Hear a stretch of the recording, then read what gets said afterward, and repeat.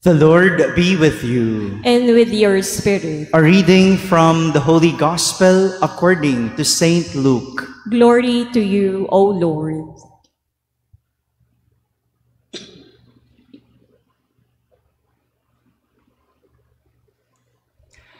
The Lord said, "Woe to you who build the memorials of the prophets, whom your fathers killed. Consequently, you bear witness and give consent to the deeds of your ancestors, for they killed them, and you do the building. Therefore, the wisdom of God said, I will send to them prophets and apostles. Some of them they will kill and persecute, in order that this generation might be charged with the blood of all the prophets, and shed since the foundation of the world, from the blood of Abel to the blood of Zechariah, who died between the altar and the temple building. Yes, I tell you, this generation will be charged with their blood. Woe to you, scribes, scholars of the law! You have taken away the key of knowledge. You yourselves did not enter, and you stopped those trying to enter." When Jesus left, the scribes and Pharisees began to act with hostility toward him and to interrogate him about many things, for they were plotting to catch him at something he might say. My friends, the Gospel of the Lord. Praise to you, Lord Jesus Christ. Please be seated. Good morning, my dear brothers and sisters. It is better to be hated for what you are than to be loved for what you are not. It is better to be hated for what you are than to be loved for what you are not. So stop pretending. Be authentic. This is one of the lessons that we could learn from our gospel today. We heard Jesus saying woes and cursing the scholars of the law in our gospel. Could you say that? Woe. Hello. Again, woe. Do you know what does that mean? Woe? Hello. Matulala na naman sa akin naman to mga to. No? Kausap ko po kayo. Hello. Do you know what woe means? Yes? No. No. Okay. Woe is a cry of warning. When you say woe, it means you are giving warning that something is about to happen, that a disaster is about to come.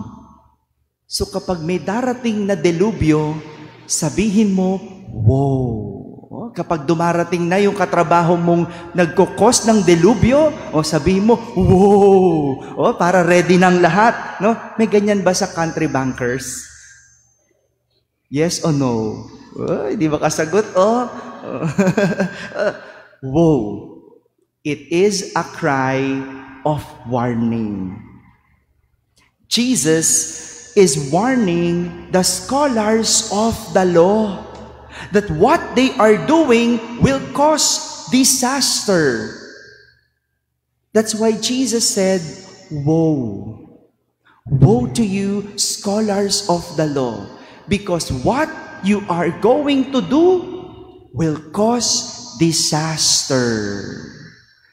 Yung gagawin nila, magdudulot ng delubyo. Yesterday, we heard the first three woes of Jesus. Today, we heard the second, the third and the fourth woe. They are building monuments for the prophets to appear in favor for the prophets. Yung mga scholars of the law, nagtatayo ng monumento ng mga propeta para magmukha silang in favor to the prophets. But they never follow their teachings. They never obey the prophets. And worse, they never believed the prophets. Isn't that a disaster? To pretend someone whom you are not?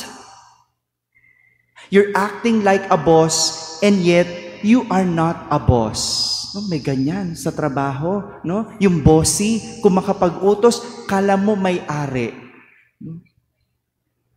Ba't po kayo natatawa? May kilala po kayong ganon?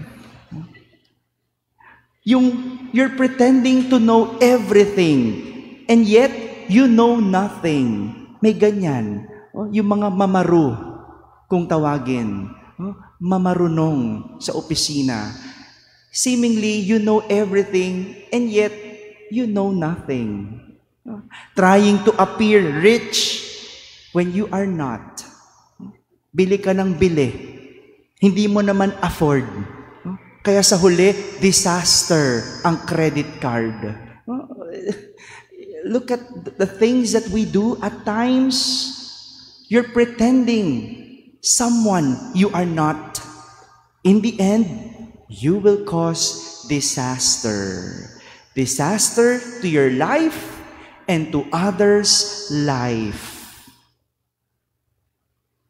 Ang gulo nun, no? Nagpapanggap ka na hindi naman ikaw. Next, Jesus is warning the scholars of the law because they have taken away the key of knowledge and stopped others from trying to enter it. Imagine, a key, you hold the key of the office. No? Ikaw yung may hawak ng susi ng opisina. Ikaw yung nagbubukas ng opisina. But you don't want others to enter the office. Isn't that a disaster? Yung iniintay ka nila, no? Hindi makapasok ang lahat dahil nasa iyo yung susi. Dahil ayaw mong pumasok, dahil Lunes, no? Hindi ka papasok. Kaya yung iba, hindi rin makakapasok. No? That's what the scholars of the law did. Just because they do not believe, they do not have faith, they don't want others to believe and have faith as well. Isn't that a disaster? Yung dahil ayaw mo lang, wala ring mangyayari sa iba. It's a disaster to prevent others from getting what they deserve just because you do not want it.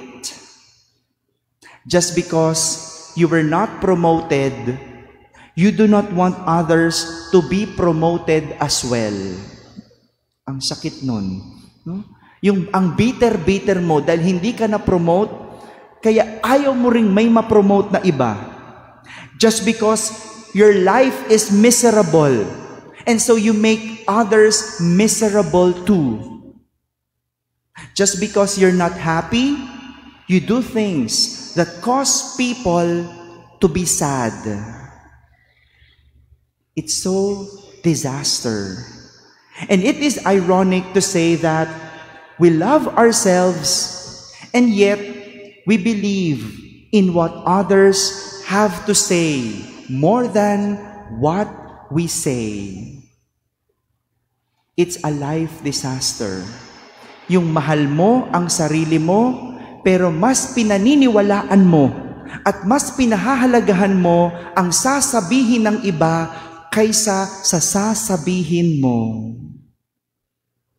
Yung nagpapanggap ka para matanggap, at yung humihila ka ng tao dahil hindi lang pabor ang tadhana sa'yo. It's a disaster. And these are what Jesus is trying to warn the scholars of the law from, to cause disaster. Speaking of disaster, like Jesus, this is also the enemy of country bankers. Ayaw natin ng delubyo. We don't want disasters. Hindi po ba? Kasi malulugi tayo. Di ba? Ayaw natin ng man-made o natural disaster, kundi lugi ang kumpanya. Di ba? For 64 years, ang dami na sigurong disaster o delubyo ang napagtagumpayan ng kumpanya, yet you're still here. And one of that is the pandemic. The pandemic. And look at that, how we strive against this disaster. Yung disaster na hindi mo naman gusto. At meron din yung mga disaster na tayo din ang may gawa. But like Jesus, this is what He is doing. And this is what your company is also doing to prevent disaster. Kaya nga may insurance para kung may disaster na mangyari, mabawasan ang disaster sa tao, sa pamilya. Because we all want to be saved. But this could only happen if we do not allow or if we prevent disaster to happen. Ang masakit na kwento at ang malungkot na kwento, sa insurance ka nagtatrabaho, but you cause disaster. Yun ang malungkot na kwento. Hindi ba dapat you cause people to be saved, to be spared from disaster, but you cause disaster? No? Yung ikaw ang sanhi ng gulo ng kumpanya. May ganyan. Ikaw ang sanhi ng gulo ng ibang pamilya. Ikaw ang sanhi ng gulo ng sarili mong buhay. That's the sad story. You work for a company that prevents and lessens the damage of the disaster, and yet you are the cause of the disaster. That's a very sad story. Today, we celebrate the memorial of Saint Ignatius of Antioch, a martyr. And what does a martyr means? Or mean? It is dying for someone, sparing others to suffer and embracing the suffering. Ang ganda naman ng anniversary po ninyo. A celebration of a martyr. Yung kumpanya ang sasagot, yung kumpanya ang sasalo ng paghihirap at pagdurusa ng iba. And this is a good invitation for us as we celebrate the anniversary to cause others, not disaster, but salvation. To embrace others' suffering, to spare others from disaster. My dear brothers and sisters, remember this. Disaster happens when we allow evil to prosper. Disaster happens when we allow evil to prosper. Amen.